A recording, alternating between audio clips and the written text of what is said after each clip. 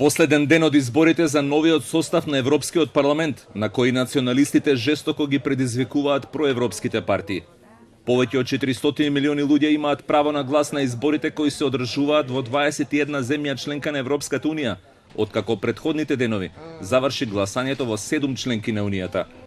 Во цела Европа, крајно десничарските националистички партии во координирана кампања ги напаѓаат позициите кои традиционално ги држеа партиите на левиот и десниот центар, кои во секој состав на Европскиот парламент досега имаат доминантна улога.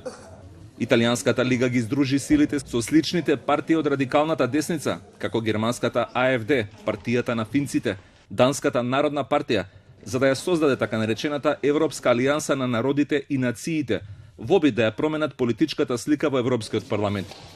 Иако националистите и евроскептиците во моментов се меѓу најмалите групи во Европскиот парламент, поддршката за овие антиимиграциони партии се зголеми по изборите од 2014 година.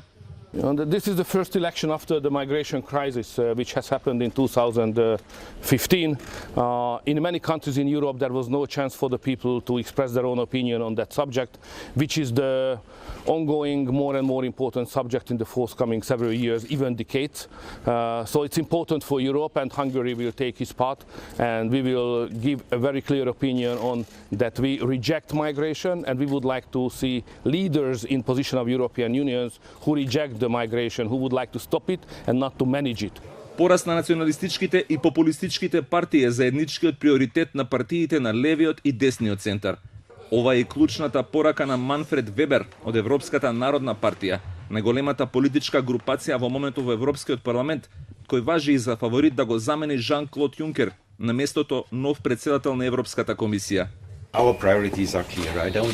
I don't want to see a right populist Europe where those who wants to destroy the idea of togetherness on European level. And I'm also against Europe which is in the hand of the left, who wants to ban things, who wants to forbid things, who wants to make more taxation. That is what we don't believe in. Последните гласачки места денеска ќе се затворат околу 23 часот во Италија, но очекувањата се дека неколку часа порано Европскиот парламент ќе започне да ги објавува проценките и предвидувањата. Мандатот на актуелните европратеници ќе заврши на 1 јули, а новиот состав ќе ги заземе своите места во Страсбур наредниот ден.